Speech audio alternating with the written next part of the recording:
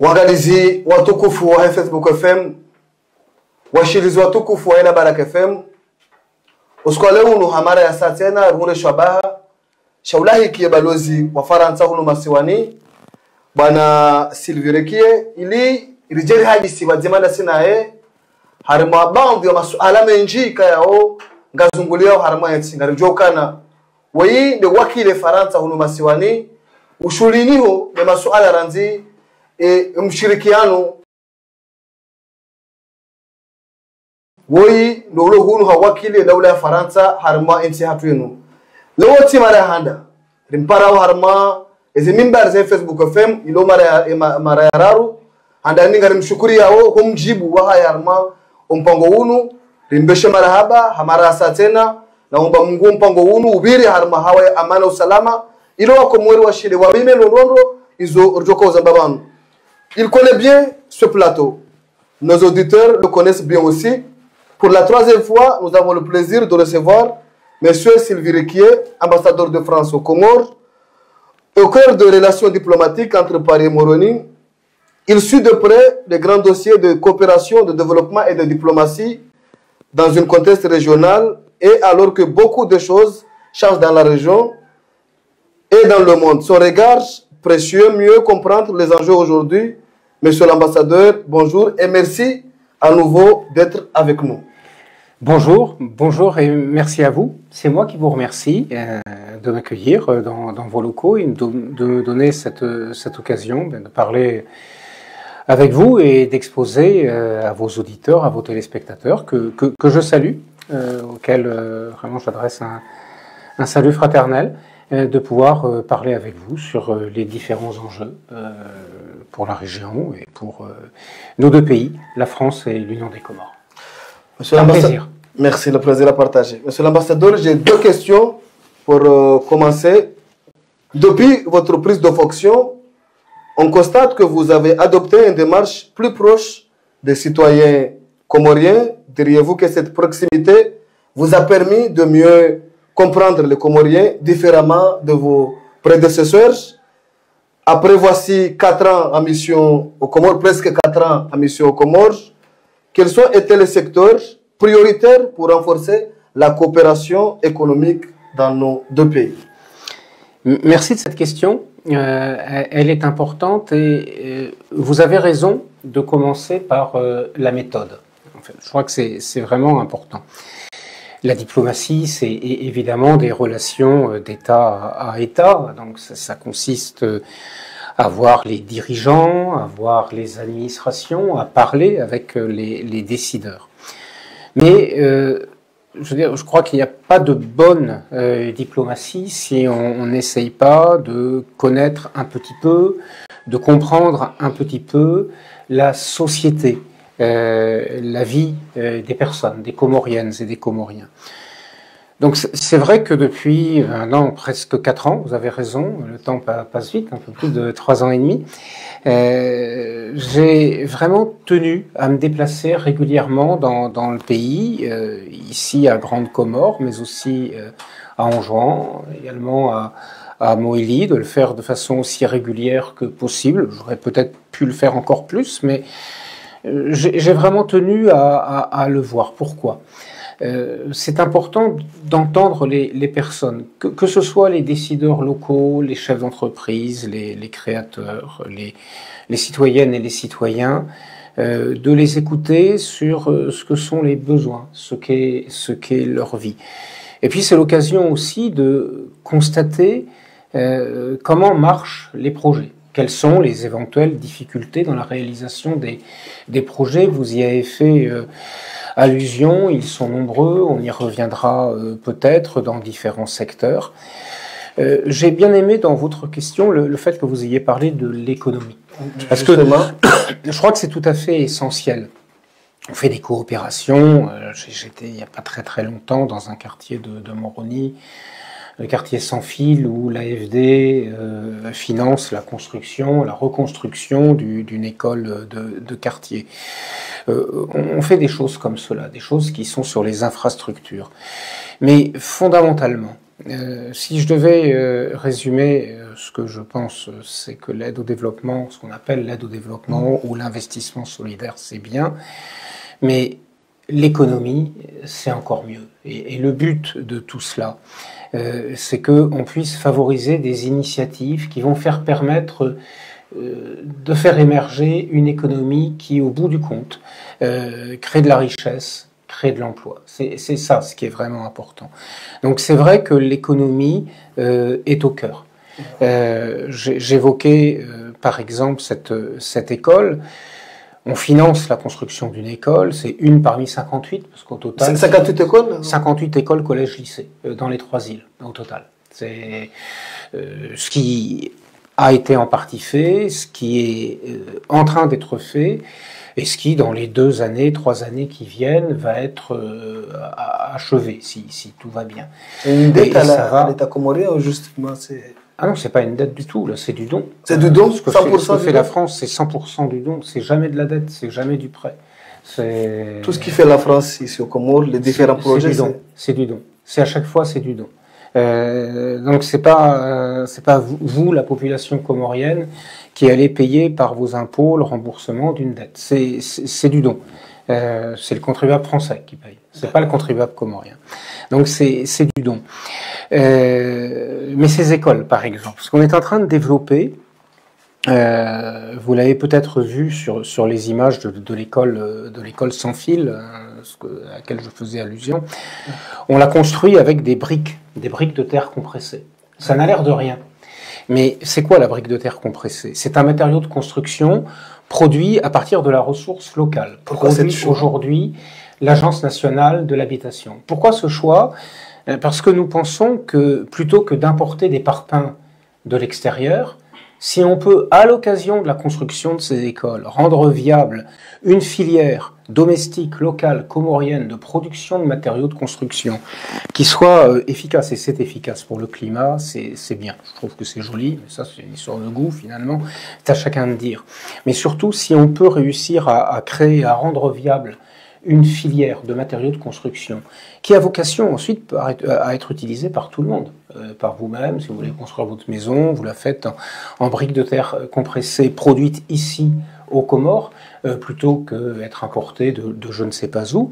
Eh bien, on crée une filière, on rend viable une filière, on crée de l'emploi, et donc on crée de la richesse. En tout cas, c'est ça l'ambition. Bien sûr, ça peut au bout du compte échouer.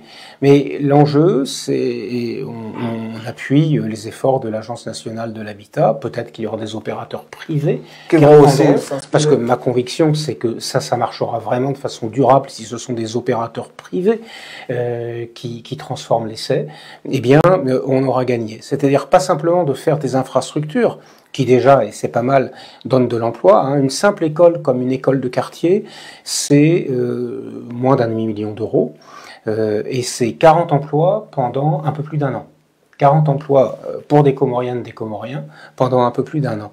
Mais si, derrière tout ça, on rend viable une filière économique de matériaux de construction qui vivra sa belle vie et qui rentrera dans un cercle vertueux, de façon parfaitement indépendante de ces projets d'aide au développement, de ces projets d'investissement solidaire, alors collectivement on aura gagné.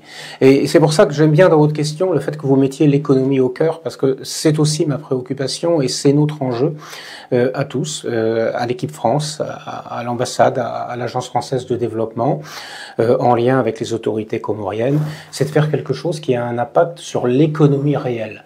Parce que construire une école, c'est bien, mais si je me contente de construire l'école, de vous la livrer, et que derrière, ça n'a pas d'impact sur l'emploi, au fond, c'est dommage. Ce serait une opportunité qu'on aura ratée. Et là, l'enjeu, c'est vraiment... Alors, ça prend du temps, mais l'enjeu, c'est vraiment de travailler sur l'économie réelle.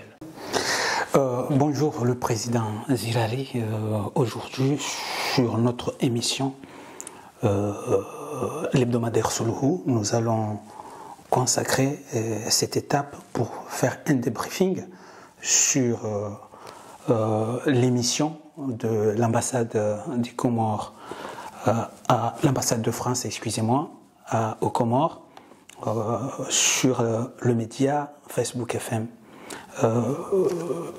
l'ambassadeur Sylvain parle des proches, il est proche des Comoriens,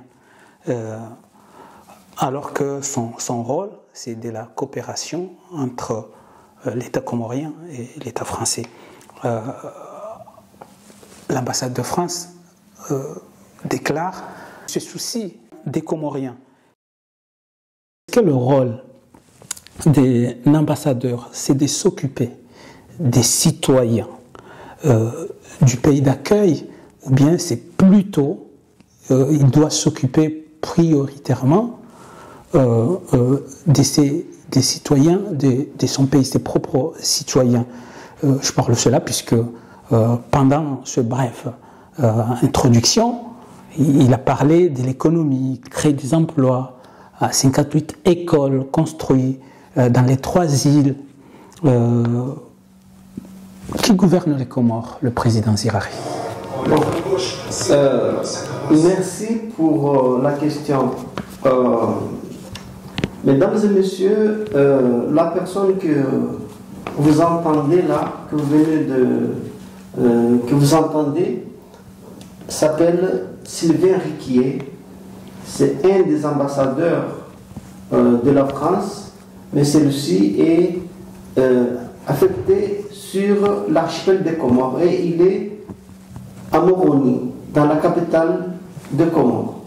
Alors, pour ceux qui ne savent pas, ce monsieur est dans son rôle qu'il lui a été, en tout cas distribué, qu'il lui a été demandé, parce que la France a pris l'initiative de faire ainsi, de faire une campagne de, soi-disant pour eux, de désinformation, parce que la France est acculée partout dans le continent africain. Bien sûr, nous avons entendu des extraits émanant d'Emmanuel Macron et des éminents ambassadeurs et même des généraux qui expliquent que la France est en perte de vitesse dans le continent africain parce qu'il y a un projet qui vient de la part de la Russie et aussi de la part du bloc actuel de ce que nous appelons le deuxième bloc, en tout cas, qui va contrarier l'ancien système, disons, de régner. Donc, pour nous, les Comoriens, qui savons que M. Sylvain Riquier est en train de faire le travail que la France a demandé à tous ceux qui sont de bonne volonté, leurs ambassadeurs en tout cas, qui sont attachés à l'élévation du niveau de l'économie et de la politique en général, de la géopolitique française. Donc ici, il nous parle de Comores. D'abord, il faut déjà se poser la question du format et du lieu choisi par Sylvain Riquier pour justement continuer à faire sa campagne pour continuer à mentir au peuple africain. Le choix déjà de Obaïdillah Mchangama. Arrêtons ici pour expliquer le pourquoi. Il a choisi un média comorien. Obaïdillah Mchangama, pourquoi il a choisi Facebook FM. Il y a des raisons. Moi, je vais les expliquer ici, sans détour. Déjà, pourquoi Facebook FM?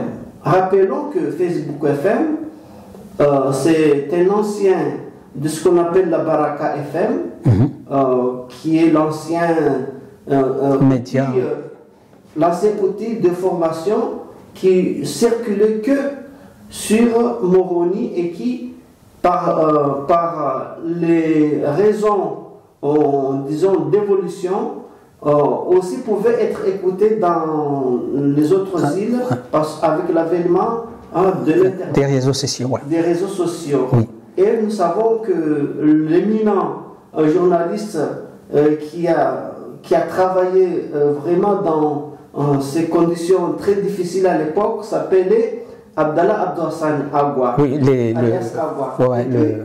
le propriétaire du média.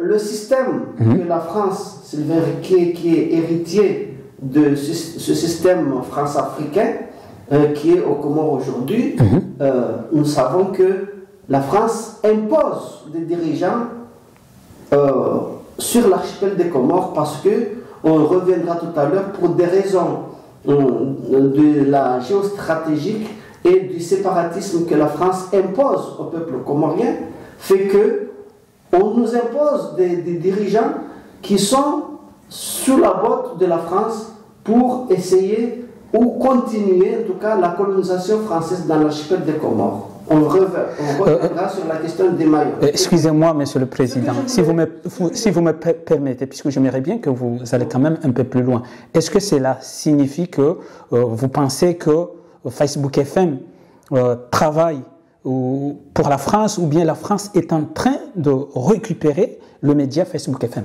Justement, c'est là où je voulais en venir. C'est que Facebook FM, c'est un ancien de la Baraka FM. Et le système français est par extension comorien, parce que les Comores, on a imposé un pouvoir qui s'appelle Azal Assoumani. Ce pouvoir-là travaille pour la France, pour continuer la colonisation française, pour la question de Mayotte et autres, mais en général, par les mécanismes étatiques, passant par la monnaie, passant par la défense, passant par le territoire, c'est la France qui est toujours restée colonisateur des Comores. Et puis, impose des dirigeants, a imposé Azali.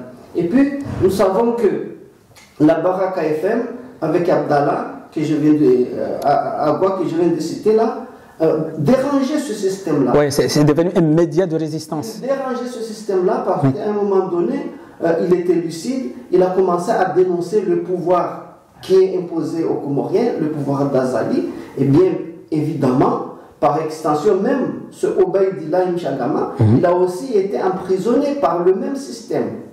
Et ambassadeur de l'ambassade de France, je ne dis pas c'est Sylvain Riquier, mais même les autres, ils n'ont jamais daigné venir dénoncer ou venir au secours et dénoncer en tout cas la pratique des autorités comoriennes. Des autorités qui ne permettent pas aux journalistes de s'exprimer et à faire en sorte que le peuple soit informé des exécutions, que ce soit punitives ou autres, de violation des règles, des droits internationaux ou des règles tout simplement citoyennes. Et que nous savons qu'on a confisqué le matériel, la violence de l'ancien média La Baraka FM.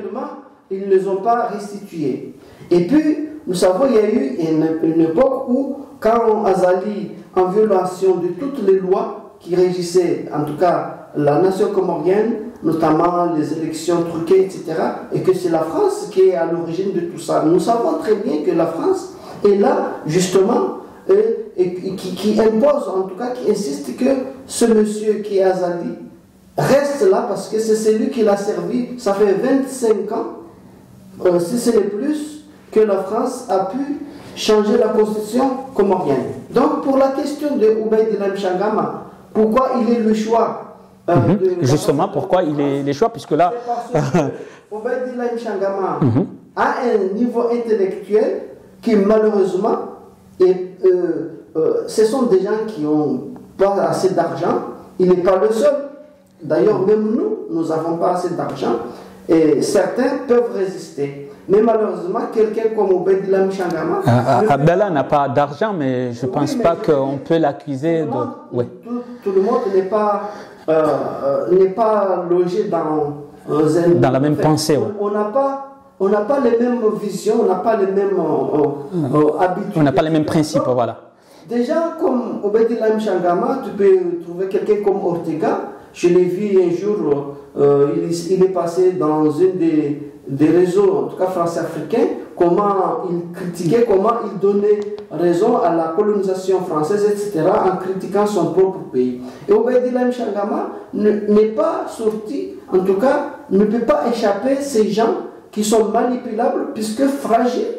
Normalement, quelqu'un comme Obaïdillah Mchangama ou autre, d'ailleurs, je sais qu'il y a beaucoup de jeunes de sa génération lui envient parce qu'il a été accueilli par l'ambassade de France. Il a auditionné l'ambassadeur, etc. Et ils se sont susceptibles, en tout cas, de suivre ce chemin. Mais c'est un chemin, c'est un système choisi par les autorités françaises pour manipuler le peuple comorien.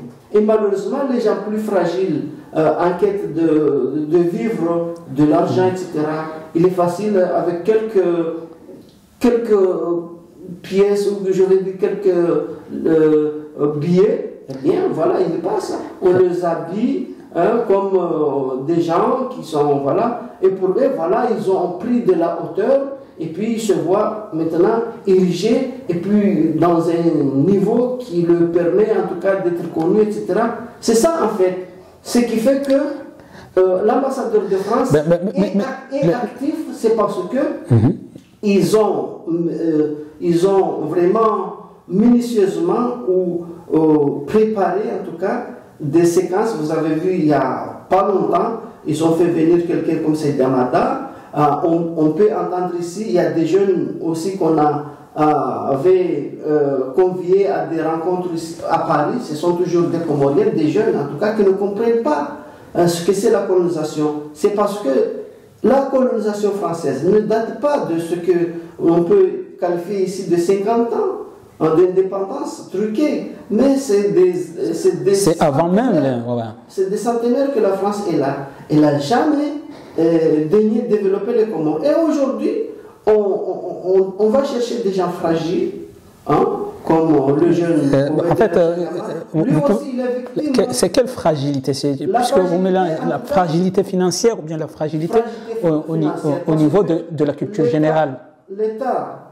L'état à laquelle se trouve aujourd'hui l'économie comorienne, on voit que même les dirigeants, les présidents sont corrompus, ils sont achetables. Ouais, c'est le cas du porte-parole du gouvernement, Mohamed Ismail, qui était du Front démocratique et qui est aujourd'hui le porte-parole de la dictature. Oui, quand vous prenez un pays, vous le soumettez déjà au départ, je veux dire, le traité négrier, et puis la colonisation, et puis la néocolonisation. Et aujourd'hui, vous confisquez une terre, parce qu'on n'est pas encore arrivé là, à ce stade-là. Que j'en sache, si on accepte aujourd'hui la coopération avec la France, alors que la France nous a pris notre terre, occupe une île. Président comme Azali pour l'accepter. On va venir là, puisque le temps nous est compté. Pour dire que Obaïdillah Mchangama a eu son salut, en tout cas, a pris le risque. Cette nouvelle fonction, en tout cas d'être l'ambassadeur ou l'intermédiaire de M. Riquier, justement pour véhiculer des mensonges sur les Comoriens, parce que les Comoriens... Mais aussi, président Zilari, Obeid, on peut dire qu'aujourd'hui, Obeid aussi nous a permis de comprendre la stratégie de cette ambassade de France. Est-ce que c'est pas une bonne idée en tant que, même si c'est pas une bonne idée en soi, que Obeid nous a permis de comprendre le jeu de la France à travers son ambassadeur? D'ailleurs, je vais dire ici qu'il n'est pas le seul à être susceptible d'être approché. Je sais que Ortega l'est ou le sera ou l'a déjà été. Je sais qu'il y a des jeunes qui peuvent aussi se laisser, en tout cas, embobiner. Mais ce que je veux dire au peuple comorien, il ne faut pas vous laisser amener sur les mensonges de Sylvain Riquier, parce que la France ne donnera jamais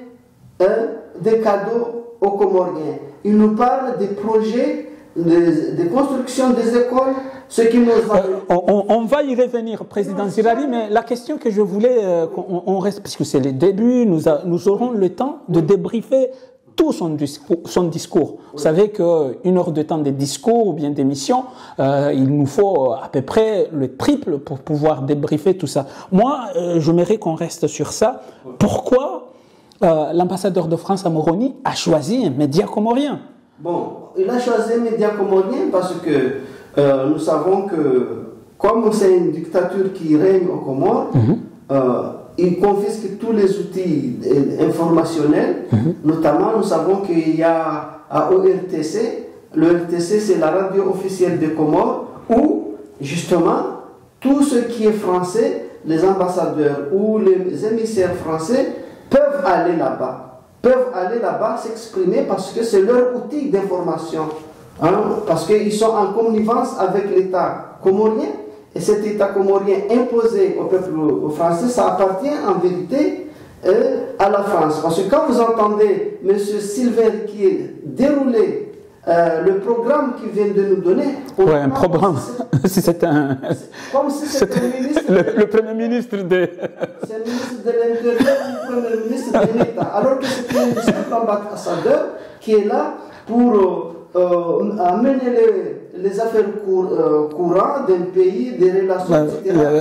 Relations de coopération. Et puis veiller au bon déroulement, en tout cas, des documents administratifs de son pays et de ses ressortissants qui sont là-bas. Bien sûr, par extension, peuvent en faire bénéficier aussi les ressortissants du pays auxquels ils sont amis ou ils sont, en tout cas, en relation. Alors, ici, nous voyons que c'est un programme qui dépasse l'ambassadeur, parce que c'est un programme d'un État français qui, aujourd'hui, ici, au Comores, c'est parce que les relations de la France, c'est pas que les Comores, c'est dans le continent, fait qu'ils sont obligés de faire cela, parce qu'il y a des enjeux qui ont changé. Et pour la question, pourquoi avoir choisi Facebook FM plutôt,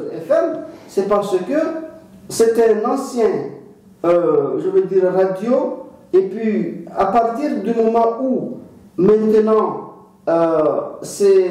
ORTC n'est plus écouté par le peuple comorien, parce qu'on sait que c'est un média de propagande du gouvernement. Ils peuvent servir quelqu'un comme Sylvain Riquier ou servir quelqu'un comme c'est Damada, pourquoi pas? Non, c'est Damada ou l'autre. Non, c'est les valets de chez nous, comment il s'appelait, Msaïdi, oui. Voilà, on peut le laisser là-bas. Mais des gens comme moi, comme toi, comme des gens qui vont dire des choses justement pour éveiller l'esprit comorien, de ne pas se laisser embobiner par des mensonges, que j'en sache. Ça va faire presque 200 ans que la France nous a colonisés. On parle d'aller rénover un lycée. Oui, justement, c'est la question de tout à l'heure pour qu'on puisse aller vite. Le président Zilari, il a parlé. Pourquoi ils ont choisi la Baraka FM? C'est parce que tout simplement leur canon, le réseau de Facebook FM est écouté, est beaucoup plus écouté aux Comores et même ici par la diaspora que le média. Plus écouté, etc. C'est pour ça, pour cette raison-là, qui est que le choix de Obaïdillah Changama a été celle de l'ambassadeur. Et d'ailleurs, il ne va pas rester là, il va aussi dans les radios locaux en jouant, etc. Parce qu'ils sont en train de faire des campagnes, de mentir aux Comoriens. En fait, ils sont en train d'appâter les Comoriens. C'est parce que pour nous, ils nous considèrent comme des poissons. Et pour pouvoir pêcher un poisson, il faut appâter l'eau. Et comme nous, on croit que c'est vraiment de l'aide, eh bien, on va plonger dedans et comme ça, on va nous prendre dans la nasse. Alors que des esprits éveillés comme nous rappelons à ce que dit l'ambassadeur, que l'ambassadeur est en train de mentir encore une fois aux Comoriens, que le projet de la France, c'est pour nous endormir et pouvoir passer la pommade parce qu'ils ont un projet bien déterminé concernant l'exploitation du pétrole naturel qui dorment dans les profondeurs des océans. On en parlera un petit peu. Et puis d'autres exploitations, notamment la confiscation de la monnaie et autres. Le temps nous est compté. L'ambassadeur de France à Moroni, M. Sylvain Riquier, parle de création d'emplois à travers 58 écoles dans les 3 îles. Hein? Il n'a pas parlé de l'île de Mayotte, mais il a parlé des 3 îles. Et est-ce que, encore une fois, le rôle de l'ambassadeur, c'est de créer des emplois dans les pays d'accueil? Là, encore une fois, peut-être j'avais anticipé l'appâtement, en fait, appâter l'eau. C'est ça, en fait. Parce que pour pouvoir attirer le moineau, il faut donner quelques grains. Et pour lui, quand il va annoncer, on va vous construire des écoles. Mais en vérité, pour les écoles là, en question, souvent, c'est les efforts des Comoriens, des villageois ou des régions, c'est surtout les villages qui construisent leurs écoles. Et notamment, il nous parle de quelque chose de 1 million. Dans les 3 îles, je ne parle pas de Mayotte parce que une petite unité d'école là-bas à Mayotte coûte plus de 4 millions. Et si lui, cet ambassadeur menteur-là, est en train de nous dire que dans les 4 îles... Il a construit 58 écoles. 58 écoles à l'espace de... Ça fait 4 ans qu'il est là. Il ne faut pas oublier que depuis 1990, depuis l'an 2019, l'an 2019 c'est ça, hein, l'an 2019, ils nous ont montré des projets avec, à l'époque... il faut qu'on aille vite, hein, le président Zilari, parce que le temps nous est compté. Hein. Ils avaient des projets pour construire les Comores. Ça fait 6 ans. Et où sont ces projets-là? Ils nous parlaient de l'agriculture, ils nous parlaient de l'enseignement, des écoles notamment, ils nous parlaient de l'environnement, hein, et tout ça, et de l'eau, des adductions d'eau. On n'en a pas vu une seule fois que la France a construit une seule chose. Ça, c'est 1. Et 2, il nous parle de dons. Est-ce que vous savez combien la France nous confisque tous les jours dans ses ambassadeurs quand on va demander cette fameuse visa pour venir ici aux Comoriens? On va revenir, monsieur le président Zilari. Vous savez que l'argent, le 1 million, soit près de 1 million, hein, qui nous parle, qui va construire des écoles, ça c'est faux. On sait qu'une unité d'école coûte beaucoup plus qu'1 million. Maintenant. Ça, déjà, ce sont des mensonges. Et puis, on nous dit d'un don. Mais la France, oui. Mais quel est le rôle de l'État quand une ambassade vient déclarer sur un média local qu'elle a créé 58 écoles en un délai où le gouvernement lui-même... C'est du vent, on va du vent, mais les Comoriens ne sont pas fatigués. Mais ça veut dire que l'État comorien fait rien du tout, je vais dire. Ce qu'on ne nous dit pas... Si c'est la France qui a construit 58 écoles, ça veut dire que le gouvernement d'Azali... Ce qu'on ne nous dit pas, c'est que les Comores, c'est la France qui la gère. Et les présidents soi-disant qui sont là, ce sont des sbires, ce sont des hommes de paille que la France nous a imposés. Vous savez que c'est la France qui bat la monnaie comorienne. Donc, ici aux Chamalières. Donc en général, on peut dire que l'ambassadeur était venu pour disqualifier totalement le gouvernement d'Azali, qu'il a rien foutu. Ils sont dans leur rôle, c'est de désinformation et c'est de la propagande gratuite. C'est ça en fait. Parce que... Mais c'est aussi une insulte contre le gouvernement sur place. À un moment donné, Sylvain Riquier va vous dire que là, c'est parce que c'est l'État en fait qui en fait la demande. C'est l'État comorien qui a fait la demande. Donc dans ce cas-là, l'État s'efface devant un ambassadeur et c'est l'ambassadeur qui prend le rôle de l'État. de bâtir un pays. Ça veut dire quoi? Ça veut dire tout simplement que ce pays-là est encore dans la colonisation. Et même s'il donne des fausses informations, personne, aucune personnalité politique n'osera démentir tout ça. Ne voudra pas ou auront peur de démentir tout ça. Hein? Quand il s'agit des prêts, ils n'oseront pas dire que c'est faux. Quand il s'agit de confiscation des biens ou de l'argent, ils ne diront rien du tout.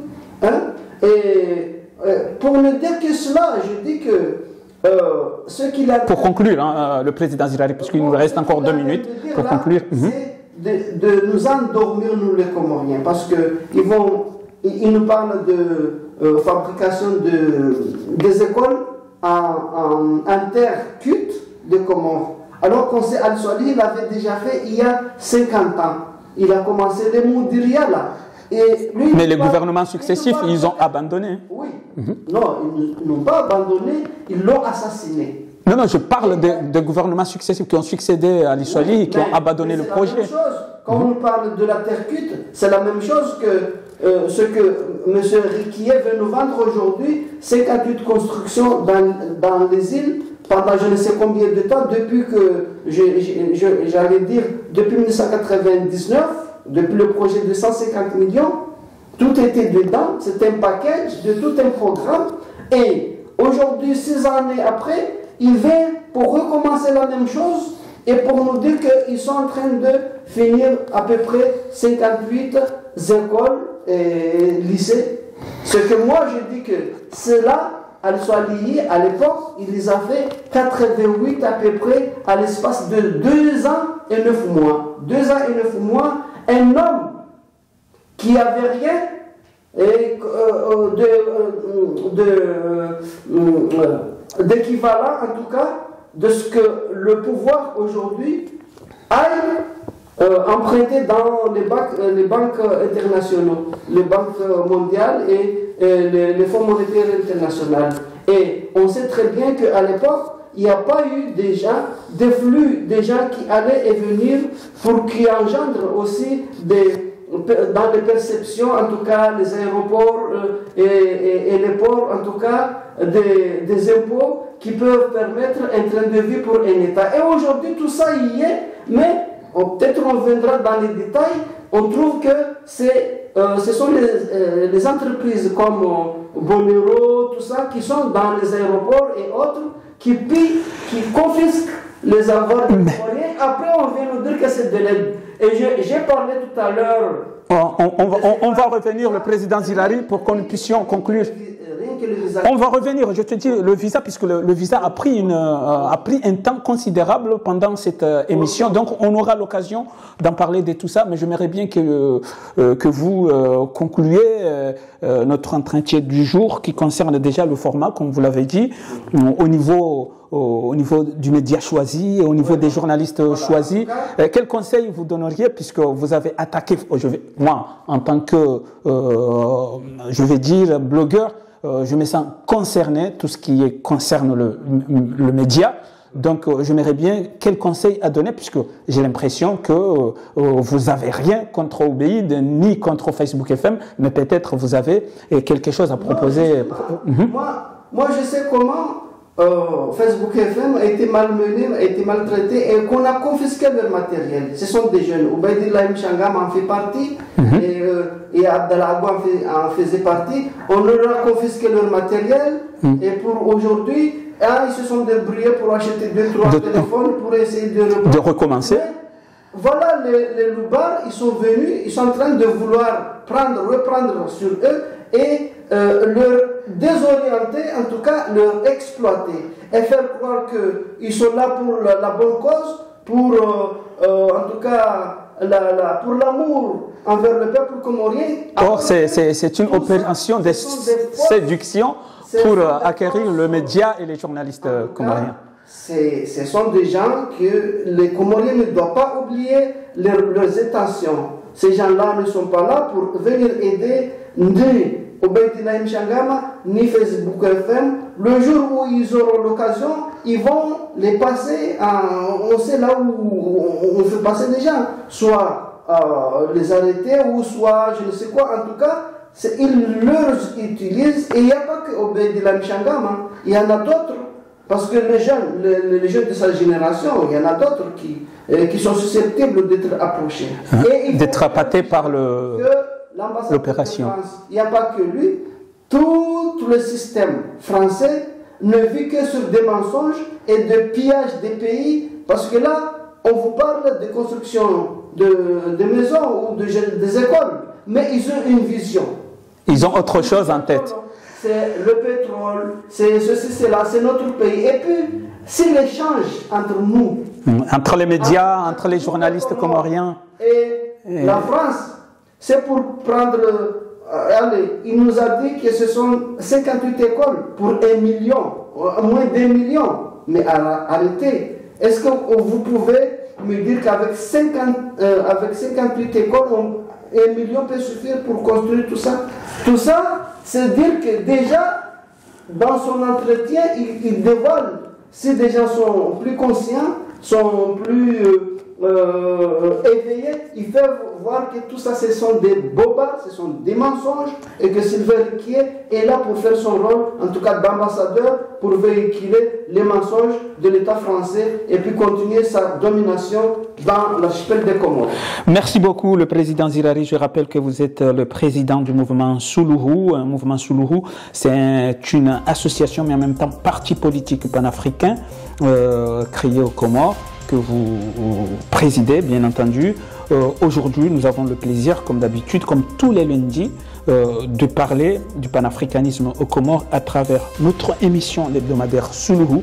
Nous avons parlé de l'ambassade de France à Moroni, qui a été accueillie dans le plateau de Facebook FM par le journaliste Obedila Mchangama, que vous qualifiez de manque de clarté et surtout de manque de compétences générales, que vous lui suggérez de faire très très attention, puisque l'ambassade de France ne fait que de la séduction à travers ce média. Sinon, il y a le média d'État,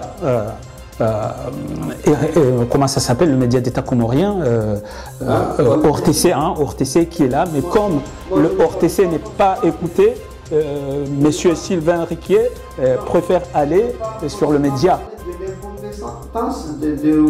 Et j'ai dit manque, j'ai dit un petit manque, comme tout le monde. Nous sommes tous, nous avons.